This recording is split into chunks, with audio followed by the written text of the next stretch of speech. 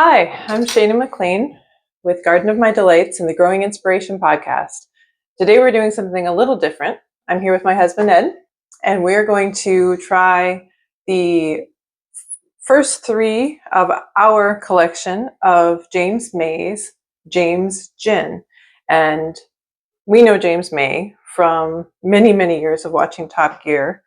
And so we're excited to try his gin.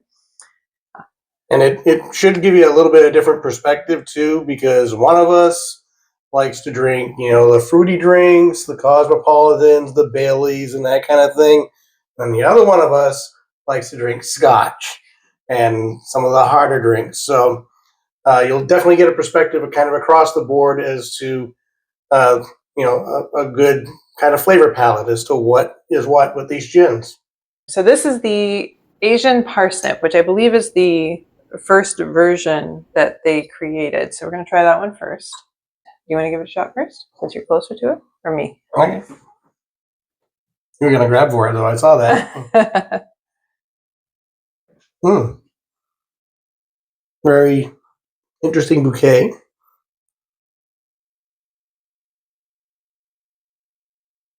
Oh, that's smooth. Wow.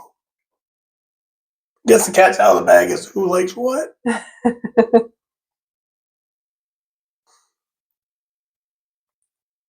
Oh, clear your sinuses. It's actually not bad. I can see what... not being a strong alcohol drinker, as you probably figured out by now, that's not bad. It wouldn't be my go-to, but only because I'm not a really strong drink guy. But I would definitely, it's got good flavor, admittedly. This is really interesting because, my go-to gin is Hendrick's, which is a much more juniper-forward floral gin. And not granted, I don't know as much about gin as I do about scotch, but it says on the back, the botanicals are parsnip, ginger, caraway seed, cubeb pepper, fenugreek, cardamom, grains of paradise, licorice root, sweet orange, a little bit of juniper. So the orange, juniper, and coriander seed are at the end. I would definitely make a really good martini with that. I can see the pepper. Yeah? Yeah. The pepper notes are... Yeah, I can get that now. Very interesting. But very good. Yeah. So, and very different from a lot of the other things that we've experienced just in the regular, run-of-the-mill marketplace. So, So the next one, do you want to describe this one? Put my eyeballs on for that one. Next one's California Dreamgin. So it says on the label here, the gin celebrates California's role in the establishment of the hippie movement while allowing us to create a very clever joke out of nothing more than an apostrophe. Okay. It is a compassionate plant-based product and is based on mushrooms, since mushrooms are a vital source of protein for those who have recognized that meat is murder. However, a California Dreamgin should not be used as a dietary supplement or part of a balanced program of food intake. It's more of a gin, man. And it says the botanicals on this one are juniper, coriander, angelica root, mushroom, patchouli leaf, licorice root, lemon peel, oregano, and bay leaf.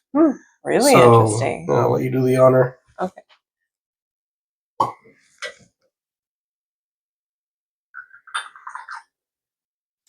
All right, let me first this time.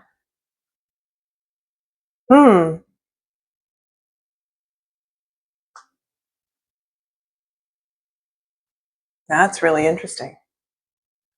Very different. Very, very different bouquet, much milder, I think, than the first one. Yeah.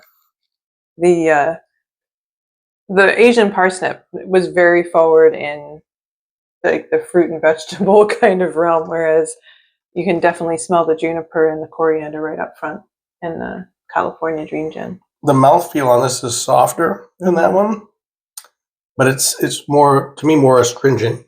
Yeah. And I think of the two, I think the Asian, at least, me not being the gin guy, I would take the Asian parsnip over this one, only because I think the flavors are a little bit more pronounced. This is very subtle, I think.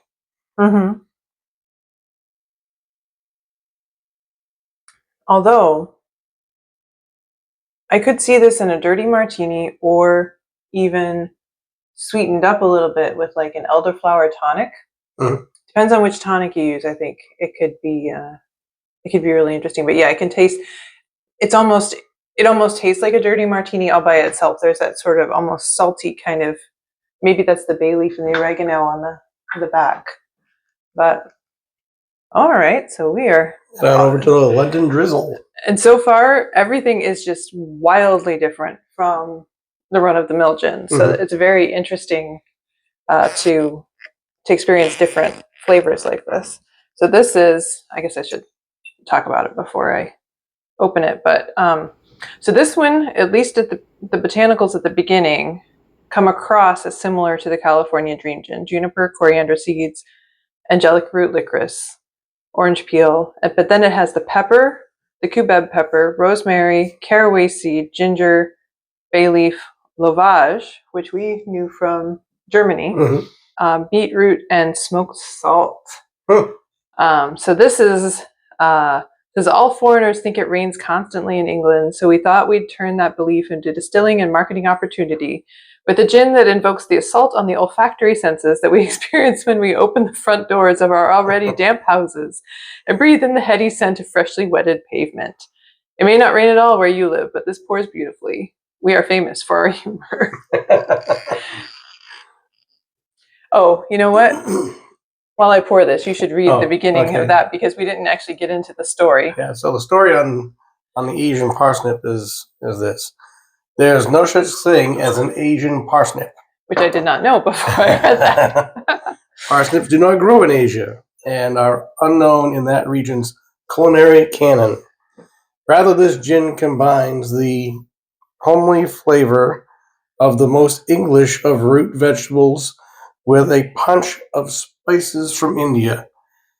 It is a comfort and a thrill in equal measure, and is officially acknowledged as a vital component of UK multiculturalism. So on to the London Drizzle. So this is the London Drizzle. I should give you a chance first. Okay. I was thinking too, you got the Hendricks. Maybe we should compare it to the Hendricks. Yeah. I'll have to drain one of these glasses first.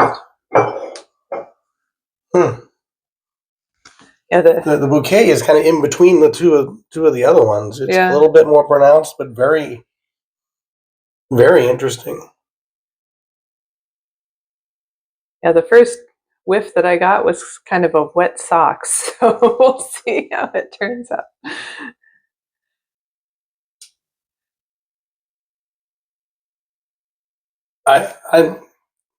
You like it? I think it's in between these two. That is a really interesting nose. That's, huh.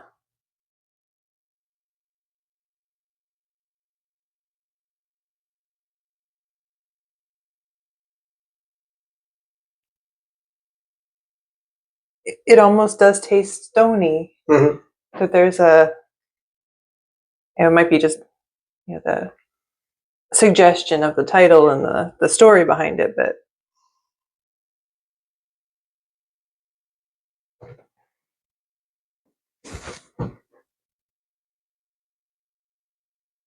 you can find the juniper kind of in the upper back. I can see what you're saying, kind of the mineral flavor to it, right? But it is good. But I still, of these three, James's gin, the Asian Parsnip, is still my number one. Would be 1, 2, 3 for me. Mm-hmm. Yeah. I don't know. I might go 1, 2, 3 straight down the line. Really? Yeah. I mean, I'm trying to decide what I would put this in. While you decide, let me see if we have another glass while you finish sampling. I might put a kind of a lemon forward tonic with this just to see what happens. Although it might make a good martini with a little heavy on the vermouth, but I have to experiment a bit. So this is Hendrick's, and this is the symphony of no less than 11 botanicals, which should be no fewer, but we won't get into that. The traditional juniper, coriander, citrus peel, and then the cucumber and rose. That's Hendrick's signature. So see what you think in comparison. I can smell the rose. Yeah.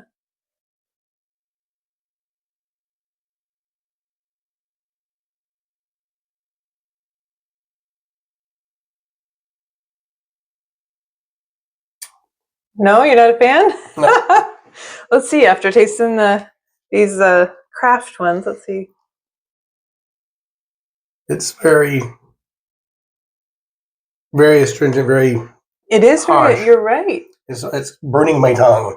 In comparison, these are very much smoother. Yeah, very smoother. Different mouthfeel too. That was that's really interesting because that's been my go-to for years now, and you're right. It's much harsher. Yeah.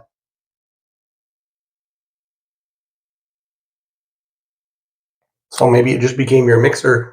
Yeah. You can drink these straight. yeah, or just preferring these in drinks. Yeah. So maybe James will take on Hendrick's and do more of a rose gin sometime and really show how that can be done. But I think both of us preferred the Asian Parsnip overall. Yep.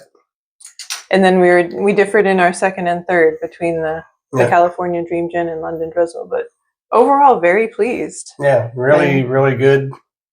James, if you ever do watch this, really awesome job. And kudos to your gin maker. Yeah, I know he's gotten all kinds of awards and everything, and it's really apparent why. Right. It's very, very good, and that's coming from a guy who's not a gin drinker. So, good job. Yep, we're really appreciative that you've developed such a creative way to move on from what wasn't essentially hugely creative endeavor in Top Gear to begin with. So we're very excited to try these, and thank you for the opportunity. And the Grand Tour. Yes. Oh, okay. Yes, Grand Tour, of course. Where he mostly got the short end of the stick. Thank you for watching, everybody. Please like and subscribe for some more.